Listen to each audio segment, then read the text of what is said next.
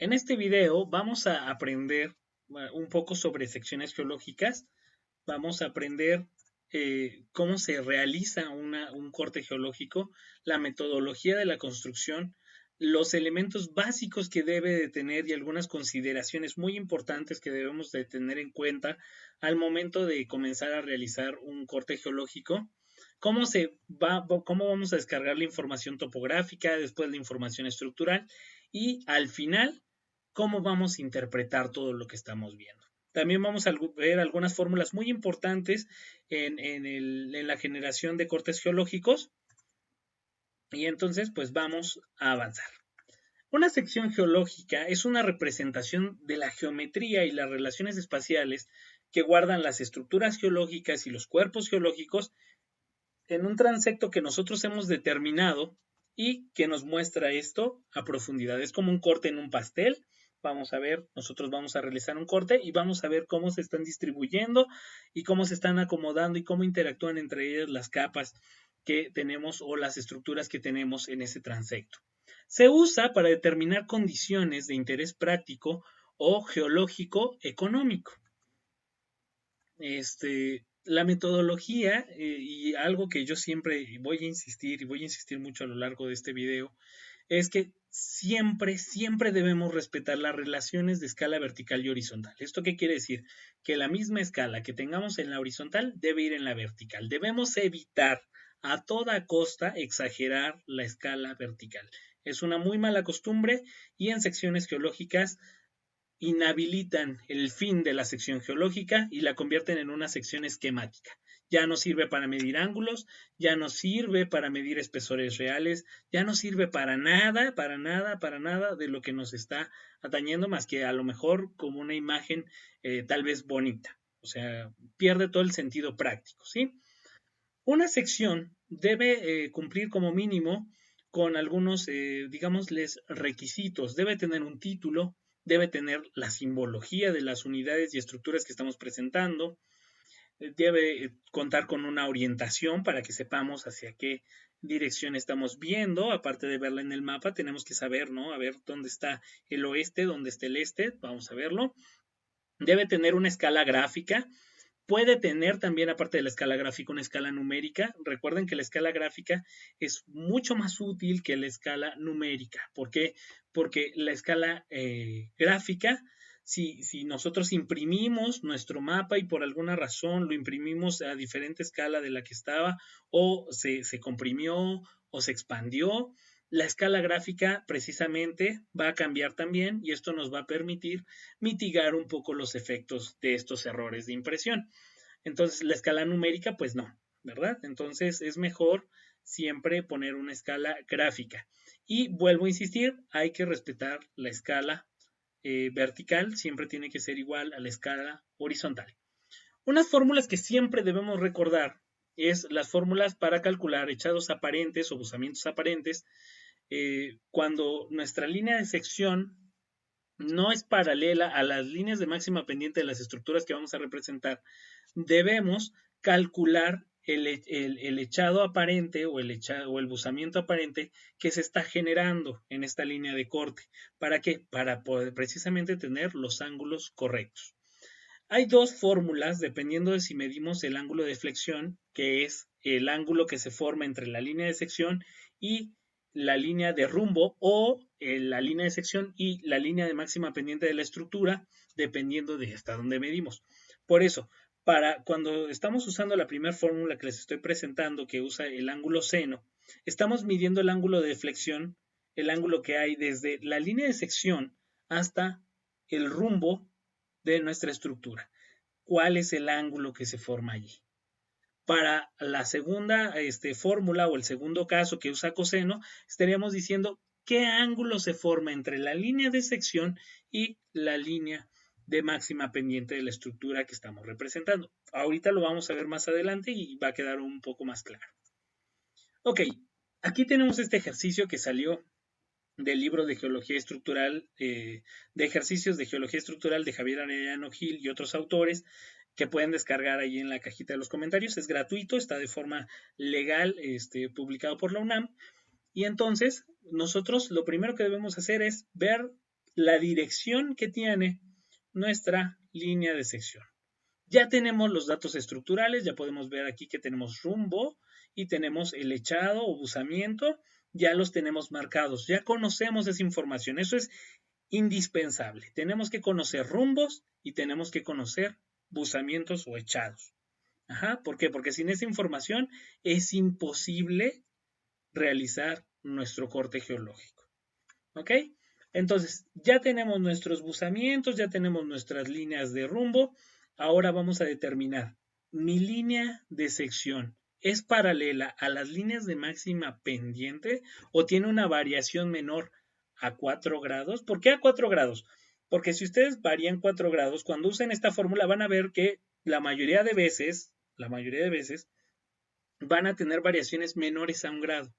Ajá, por ejemplo, aquí, si yo tuviera que el segmento AB, en vez de ser este-oeste, como es la dirección que tienen las líneas de máxima pendiente en este caso, la tuviéramos 4 grados hacia el norte, 4 grados hacia el sur, veríamos que apenas iba a variar, a lo mejor va a pasar esto de ser 5, va a pasar a ser 4.3, 4, o sea, 4.9, o sea, se va a quedar dentro de un rango, perdón, va a ser más cercano a 5 que a 4. Ajá. Por lo tanto, esas variaciones no son tan importantes. Ajá. Entonces, si nuestra línea de sección tiene una divergencia o tiene un ángulo cercano a la línea de máxima pendiente, a la dirección de líneas de máxima pendiente, lo tomaremos igual el echado. Ajá. Ok. Si ya vemos que es una variación, que el ángulo de deflexión si ya es mayor a 4 grados, entonces, ¿sabes qué? Mejor calculamos echados aparentes para tener los ángulos conforme a precisión. ¿Ok? Entonces aquí tenemos la suerte de que nuestra primera línea de sección AB corresponde a ser una línea paralela a las líneas de buzamiento de todas nuestras estructuras en el mapa. Por lo tanto, podemos hacerlo con toda tranquilidad sin necesidad de usar la fórmula o las fórmulas de echado aparente. ¿Qué hacemos primero? Medimos el transecto AB. Ajá, vamos a medir la distancia que hay de A a B. Y vamos a colocarlo en el papel. Como vemos, aquí la distancia de A a B es un poco más de 14 centímetros. Y luego, con nuestra escala gráfica, en este caso, determinamos cuánto equivale 100 metros. Ya una vez que hicimos los cálculos, pues determinamos que 100 metros a esa escala son igual a 0.5 centímetros. Posterior a ya tener esto, vamos a ver cuál es mi cota mayor, 1900. Mi cota menor, 1300. Y entonces vamos a hacer un más menos 100. Más en el máximo y menos en el mínimo. Entonces, si yo aquí digo que la primera curva de nivel que estamos cortando, la cota más alta que toca mi sección, mi línea de sección es 1900, entonces vamos a colocar un 2000 en el techo. Y como yo dije, la menor es 1300, pues bajo 100 metros más. ¿Para qué? Para darnos esa soltura de poder dibujar bien las estructuras y observar mejor los detalles. No es bueno dejarla ni volando, o sea, ponerle mucho, aquí en vez de ser 1200, ponerle por ejemplo 1000, porque ya a partir de aquí ya no sabemos, estaríamos inventando, ya no nos consta que las unidades sigan hasta allá, o dejarle mucho espacio en la superior. Vamos a intentar centrarlo y equilibrarlo y de esta manera yo lo que sugiero es, si tienen X espaciamientos a 100 metros, pues aumentan 100 hacia arriba, disminuyen 100 en el inferior. Si tienen de 20 en 20, pues sumarán 20 y disminuirán 20. El chiste es mantenerlo un poco centrado. Una vez que ya hemos hecho esta pequeña cajita, vamos a decirlo así, vamos a proceder ahora a descargar la topografía. Hay varias maneras de descargar la topografía. Yo, ¿cuál considero que es la mejor? Pues es medir desde el punto A o desde un punto de inicio y un punto final que nosotros determinemos en nuestra sección, la distancia que existe a las zonas donde cortan las curvas de nivel a nuestra línea de sección. ¿Qué quiero decir? Por ejemplo, aquí tengo que 0.3 desde el punto A. Yo estoy midiendo desde el punto A. Entonces, yo digo, desde el punto A mido y a 0.3 centímetros encuentro la 1900. Ajá. Luego, a 2.5 encuentro la 1800.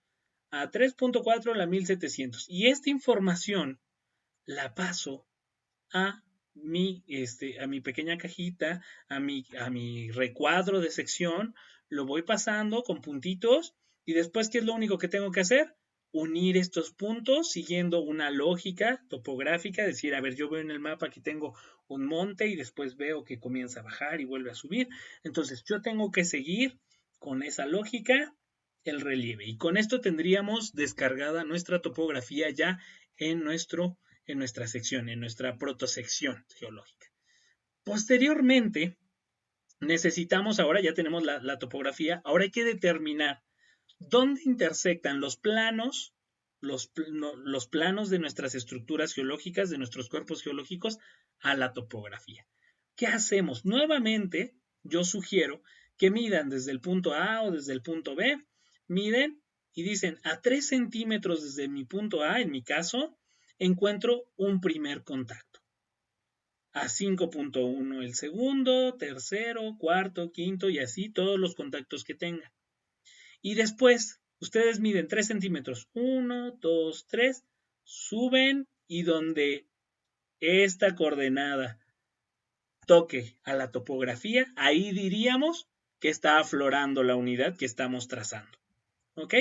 Entonces, nosotros medimos, colocamos y en este punto de intersección de la topografía y la línea que nosotros hemos trazado de la coordenada en Y, en X, perdón, vamos a colocar nuestro transportador y medimos el ángulo en dirección del buzamiento, ¿no? En la dirección que el buzamiento tiene.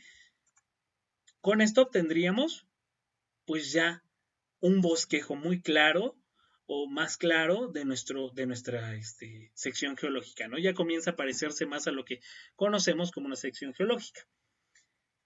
Pero vemos que hay detalles que se nos están fugando. Por ejemplo, en esta sección yo veo que hay un vacío. Yo no sé qué hay aquí. Sé que hay en esta unidad, sí tengo el contacto de aquí, pero aquí me hace falta información. ¿Qué hay aquí? ¿Es todo esto la misma unidad? ¿O hay algo diferente aquí? ¿Qué podemos hacer?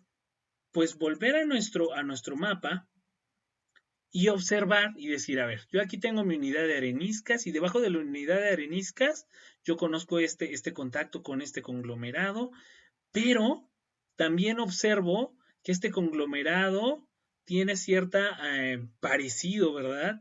En ángulos con estas calizas arenosas, con estos conglomerados también los vuelvo a ver aflorar aquí, y aunque mi línea de sección no los pueda ver, porque mi línea de sección lo que ahorita está cargando es todo lo que hay en superficie, yo infiero que estas unidades corren paralelas a estas unidades que están aflorando.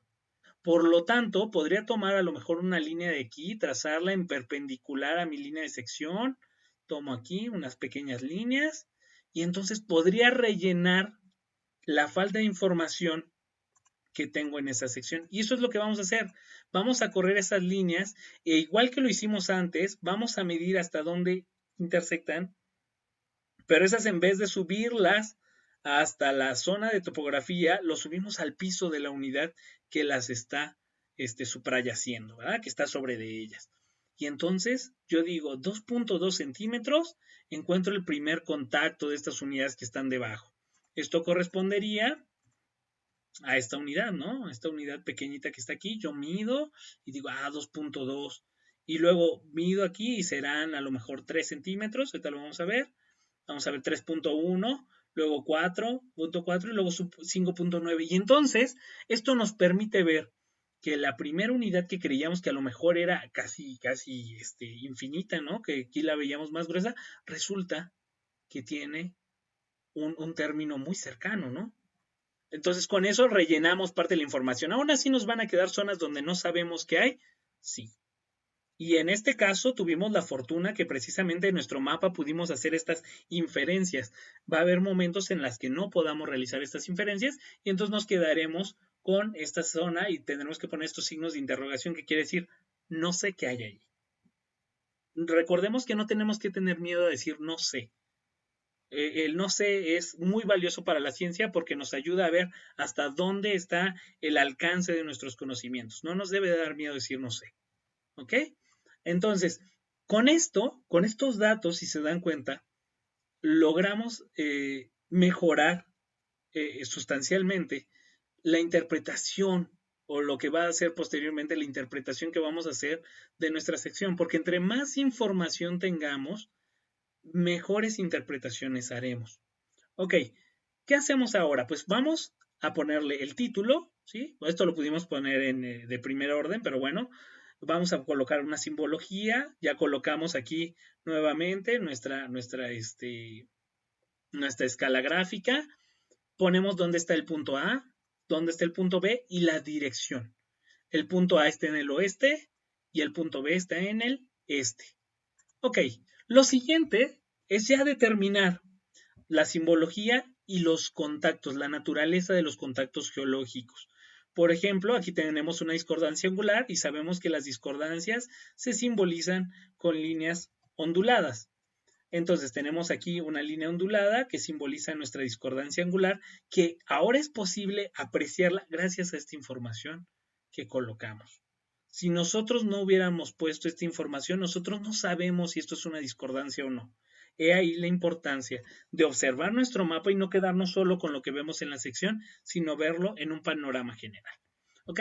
Entonces, ¿cómo lo vamos a interpretar? Pues que tuvimos aquí una secuencia, que fue una primera secuencia de depósito donde tenemos unas calizas, tenemos areniscas, tenemos otro tipo de areniscas, conglomerados, tenemos otros conglomerados, tenemos más calizas arenosas y tenemos otros conglomerados, entonces tenemos unas secuencias transgresivas, regresivas, tenemos ahí secuencias de depósito, pero todo esto fue un paquete sedimentario que fue plegado posteriormente, erosionado y sobre él se vuelve a depositar otro horizonte, hubo un momento de erosión y se empieza a depositar posteriormente una arenisca, otro conglomerado, tenemos lutitas y después vuelve a haber un evento nuevamente de deformación que hace que estas unidades ya no sean horizontales, sino estén inclinadas, pero con un grado de inclinación menor.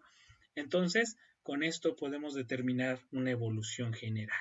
¿Ok? Esta sería la importancia de conocer las relaciones geométricas y espaciales de nuestras unidades geológicas. Entonces tenemos dos eventos de depósito, dos eventos de formación y dos eventos de erosión. Ok. Vamos a ver ahora qué pasa cuando tenemos una línea de sección, que en este caso es el segmento CD, que no corresponde o que no es paralelo a las líneas de máxima pendiente de nuestras estructuras. ¿Qué vamos a hacer? Pues vamos a buscar la parte de la topografía de los contactos va a ser lo mismo, es idéntico. Lo único que vamos a tener que hacer aquí es recalcular los ángulos de buzamiento o de echado. ¿Cómo vamos a hacer eso? Yo voy a ocupar la primera fórmula. A mí me gusta más ocupar la fórmula del ángulo de flexión con las líneas de rumbo, pero esto es a gusto. Ustedes lo pueden hacer con cualquiera de las fórmulas y les va a salir lo mismo. ¿Qué hacemos? Conocemos que nuestra unidad de lutitas, estamos suponiendo que es una cuerpo tabular y que además es homogéneo en la deformación que tiene. Porque si aquí tenemos 5 grados, estamos suponiendo que esta parte de aquí también va a tener 5 grados. Vamos a suponer que no hay variaciones laterales, cosa que pues, a veces no es tan probable, pero bueno, la estamos suponiendo, ¿no? Lo que vamos a hacer es entonces, medimos y vemos el ángulo de deflexión. En este caso, que todas nuestras unidades tienen el mismo rumbo, pues el ángulo de deflexión de una va a ser el ángulo de deflexión de todas. ¿Estamos de acuerdo? O sea, el mismo ángulo de deflexión que voy a tener para esta unidad de conglomerados, la voy a tener para el de lutitas y lo voy a tener para el área de areniscas. ¿Por qué? Porque sus rumbos son paralelos. Si aquí tuviéramos, por ejemplo, que este 30 en vez de estar así estuviera un poco más inclinado, que estuviera inclinado, entonces habría que sacarle un ángulo de flexión para cada una de estas unidades. O sea, hay que sacar un ángulo de flexión para cada dirección de rumbo que tengamos en estructuras. Entonces, Lo mismo, medimos nuevamente el transecto a este CD. Aquí si se dan cuenta yo ya me adelanté, ya saqué la dirección, la dirección que tienen. Vuelvo a revisar la altimetría.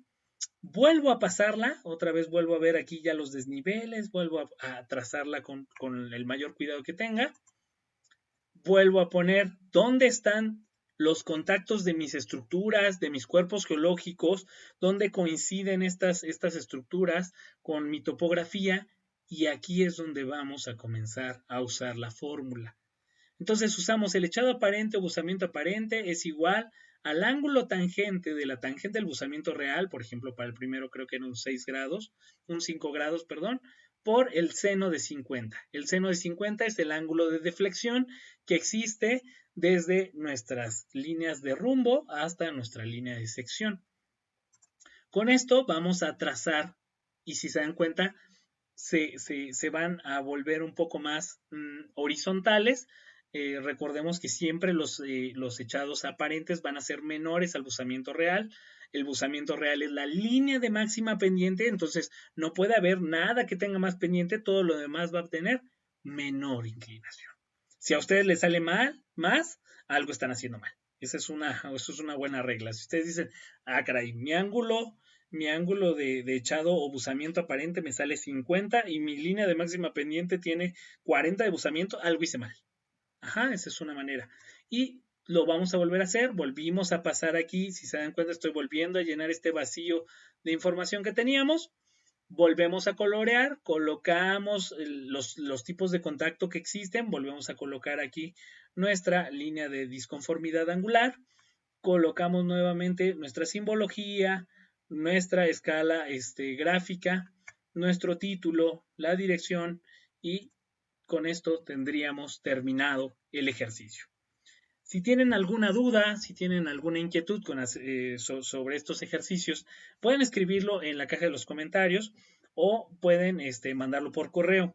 También quiero invitar a todos aquellos que estén interesados. En el canal estamos intentando realizar un proyecto de asesorías los días sábados a las 5 p.m. hora del centro de México. Para los que se quieran integrar, mándenme un correo.